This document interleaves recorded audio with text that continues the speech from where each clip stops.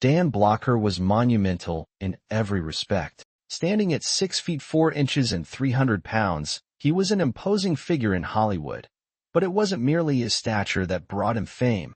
It was his heart, his talent, and the fortune he amassed through perseverance, grit, and determination. At the time of his death in 1972, Blocker's net worth was $5 million, or approximately $25 million today. This is a substantial amount of money for an actor, but Blocker didn't originate from affluence. He rose from obscurity in Texas to become a beloved TV star. But how did he get there? In 1946, long before Bonanza made him famous, he was a young man with big dreams, a football jersey, and an uncertain future. Blocker played football at Hardin-Simmons University, a Southern Baptist-affiliated school in Texas. After only 1 year, he transferred to Sul Ross State Teachers College in Alpine, Texas, which changed the game. At Sul Ross, he played quarterback, wide receiver, and tight end. However, his interests extended beyond athletics. When not practicing or playing football, Blocker would work as a rodeo performer, proving that his physical prowess had practical applications beyond the football field. When not wrestling cattle, he would work as a bar bouncer, and even at that time, people knew better than to cross Dan Blocker. In 1950, he earned a degree in education, which, for a man of his stature, might not appear like an obvious profession, but Blocker thoroughly enjoyed it. He was drafted into the United States Army at Fort Polk in Louisiana and sent to Korea as an infantry sergeant in the 179th Infantry Regiment, 45th Infantry Division. After serving in Korea, Blocker taught in California for a while, but his dream of working in Hollywood didn't materialize for a few more years. Blocker did not falter when the going got tough while serving his country. He was awarded the Purple Heart for wounds received in battle, the National Defense Service Medal, the Korean Service Medal with 2 Bronze Campaign Stars, the Republic of Korea Presidential Unit Citation, the United Nations Service Medal, the Korean War Service Medal, and the Combat Infantry Badge. When he returned to the United States in 1952, his military service had ended, but he had changed from the man who had left Texas. He had seen war, endured hardships, and carried the weight of experiences that would shape his life. Rather than letting these things break him, he had utilized them to propel him forward. He chose a different path. He didn't return to football or full-time teaching. Instead, he went to graduate school and got a master's degree in drama. This was the beginning of a life-altering journey. Acting wasn't about fame or money for Blocker at the beginning. It was about his love of storytelling and his talent for holding an audience's attention. He and his wife, Dolphia, made the courageous decision to move to Los Angeles so he could put his skills to the test. Dan Blocker wasn't just any wannabe actor in the 1950s Los Angeles. At 6 feet 4 inches and 300 pounds, he was impossible to miss. However, proving his talent was more important than his stature when trying to break into Hollywood. Recruiters were initially confused about how to handle him. He lacked the diminutive stature of a typical leading man and the intimidating presence of a typical supporting actor. They were unable to resist Blocker's charisma. Everyone liked him immediately despite his intimidating size because of his amiable personality. It wasn't long before the film and television industries took notice. His early years in Hollywood were challenging. Like many aspiring artists, he accepted any role that came his way. He made his acting debut in bit parts, occasionally as an extra and other times as a silent character. Although it was a small part, he got his start in 1956 with a guest appearance on Gunsmoke as a cavalry captain in Alarm at Pleasant Valley. Subsequently, he was cast in more guest roles on popular Western television series of the period. In 1957, he finally made an appearance in Colt, The Sheriff of Cochise, Little Big Horn, The Cheyenne, and Number 45. He was gradually rising to fame, and he even appeared in a short film with the Three Stooges, Outer Space Jitters, in which he portrayed a massive monster called the Goon. In 1958, things started to improve. In the NBC Western series Cimarron City, starring George Montgomery, he landed a regular role as Tiny Buetinger. Unlike his previous roles, this one allowed him substantial screen time, allowing him to give the character depth beyond the scope of a single episode. He appeared in Sergeant Preston of the Yukon, Zorro, Wagon Train, and Have Gun, Will Travel Simultaneously. Despite his lack of stardom at the moment, he had become an actual actor. Everything changed when 1959 arrived. The role of a gentle, strong-willed cowboy was being cast by TV director David Dort, who was developing a new Western series. Someone who could give the screen an edgy yet inviting vibe was what he needed. The host and star of the show was none other than Cartwright. At the interview, Blocker was more than just a convincing candidate. He embodied the role. Instantly upon its September 12, 1959, NBC debut, Bonanza became an enormous hit. Adam, Haas, and Little Joe Cartwright were the show's protagonists. The enormous Ponderosa Ranch in Nevada was under their supervision. Whereas most westerns of the era focused on action and violence, Bonanza prioritized themes of family, morality, and relationships. Blocker swiftly became a fan favorite as the character Haas. Being the middle brother of the Cartwright family, he had a reputation for being courageous, generous, and humorous. Fans adored him because he was unlike other dramatic cowboys they'd seen on television. He was calm and collected, refusing to resort to violence or hastily draw a weapon. Rather, he depended on his amiability, humor, and unwavering devotion to his loved ones. It was thrilling when the Bonanza crew reunited. The sage and commanding Lorne Greene played the role of Ben Cartwright. Michael Landon brought a carefree charm to the role of Little Joe, while Pernell Roberts brought a serious intelligence to the role of Adam.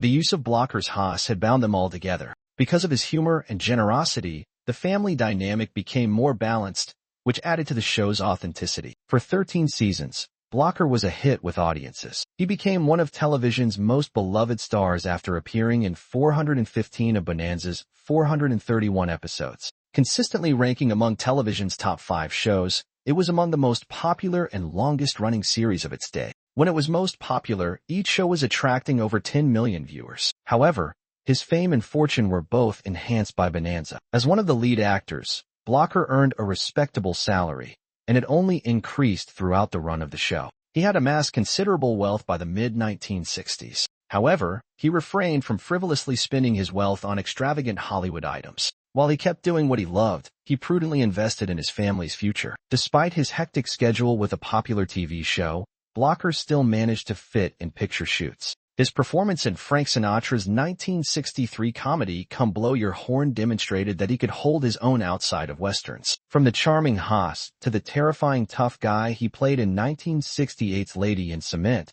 he collaborated with Sinatra once again. Hollywood was starting to take notice of Blocker's range. He was talented in more than just cowboy roles. He was versatile enough to star in dramas, comedies, and even action flicks. Just like Stanley Kubrick, Dan Blocker was cast by Stanley Kubrick to portray Major T.J. King Kong in Dr. Strangelove, a part that ultimately went to Slim Pickens, but Blocker's agent turned it down in ignorance of the role's future stardom. Blocker had a starring role in Something for a Lonely Man, a 1968 television film. He played the role of blacksmith John Kibu in the film, who recruits followers to accompany him to California so he can establish a settlement. The Cockeyed Cowboys of Calico County, a comedic western, was his subsequent feature film in which he portrayed a timid cowboy on the hunt for love. Even though his career took off, he never lost sight of his roots. In 1963, Blocker did something out of the ordinary for his business. Ultimately, he was instrumental in the expansion of the Bonanza Steakhouse chain across the nation. His demeanor permeated the entire organization.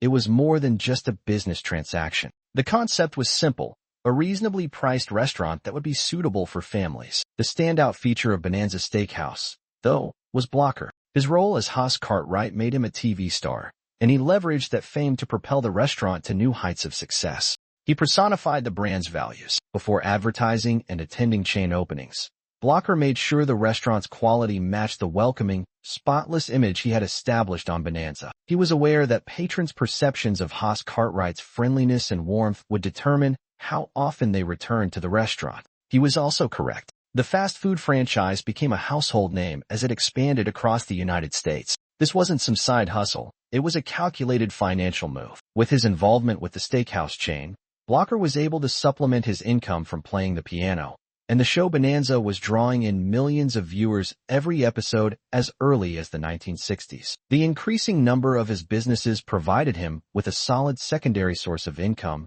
and ensured a consistent flow of funds. Although Blocker was successful in the restaurant industry, he was also very wealthy in other areas. Being one of the most famous faces in television made him a hot commodity for advertising campaigns. Because companies wanted Haas Cartwright to sell their products, Blocker capitalized on that fact. From Western-themed merchandise to commonplace items, his name and likeness appeared in print and television advertisements. The combination of his earnings from Bonanza, these advertising deals, and his restaurant investments allowed him to amass an enormous fortune. Approximately $150,000 was the estimated value of Blocker when Bonanza premiered in 1959. That figure skyrocketed to $3 million by 1965, when the show was at the height of its popularity. He was believed to have a fortune of $5 million when he passed away in 1972, which would be approximately $25 million in today's money. Obviously, he didn't just blow the cash. Buying and selling houses also contributed to his wealth. Blocker purchased a number of residences,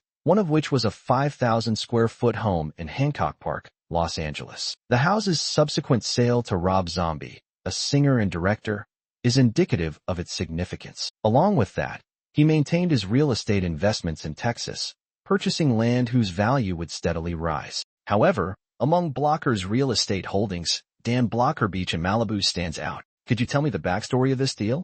Blocker, Lauren Green, and Michael Landon, who starred with him on Bonanza, made a daring wager in the mid-1960s. Those millions of dollars were enough to purchase a half-mile of prime Malibu beachfront. That plot of land may be worth more than $100 million today, on top of its already substantial value from back then. It wasn't just about the money for the Bonanza stars, though. The preservation of the land's natural beauty and its equitable use were their top priorities. Malibu was well liked by Blocker. There he lived and raised his family. He envisioned it as a tranquil sanctuary far from the mayhem of Hollywood. However, his co-stars did something truly touching after his death in 1972. The beachfront land was not sold for a huge profit. Rather, it was donated to the state of California. In 1979, it was renamed Dan Blocker Beach in honor of the man who had tirelessly worked to ensure its safety for many years. After decades of bureaucracy prevented the land from being developed, local authorities finally cleared the way for the beach to open in 2014, over 40 years after Blocker passed away. David Blocker, who was present to witness it, is his son. Blocker's legacy extended beyond Malibu. He left an indelible mark on television, commerce, and social justice in ways that very few musicians of his day could match. Blocker was a man of unwavering principles. While many famous people kept their political opinions under wraps, he spoke his mind. He was an outspoken Democrat who had been a lifelong supporter of the party. In the 1966 re-election campaign pitting Ronald Reagan against Pat Brown, he was among the few actors who openly supported Brown. When Senator Eugene McCarthy opposed President Lyndon B. Johnson's Vietnam War policies in 1968,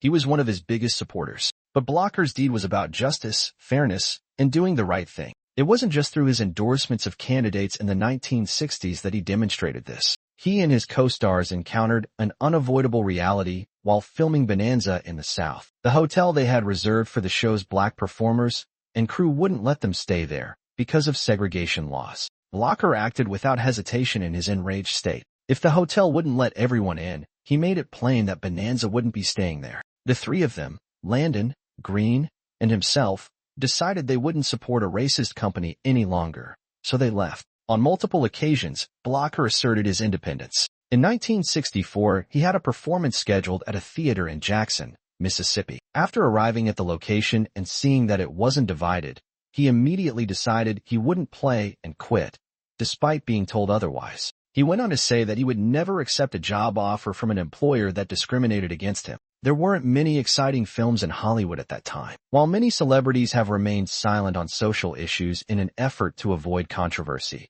Blocker has never shied away from speaking out against injustice. However, Blocker was also a modest guy who valued the needs of others more than his own. Despite being one of the highest-paid TV stars, he frequently voiced his disapproval of the unequal distribution of wealth. He had previously proclaimed that the compensation he received from Bonanza was absolutely immoral, arguing that individuals who mold the generations to come ought to be compensated far more than artists. His experiences led him to this conclusion. Blocker was a teacher in a previous life. He understood what it was like to put in long hours thinking about whether or not you would have enough money to pay your bills, because he had lived on a limited budget. No matter how wealthy he became, he never lost sight of his roots. Despite his fame, he despised the limelight. When it comes to gaining attention, Blocker takes a different approach than most artists. To escape the pressures of Hollywood, He actually relocated his entire family to Switzerland in 1970. The decision had nothing to do with finances, as he was already worth $1 million.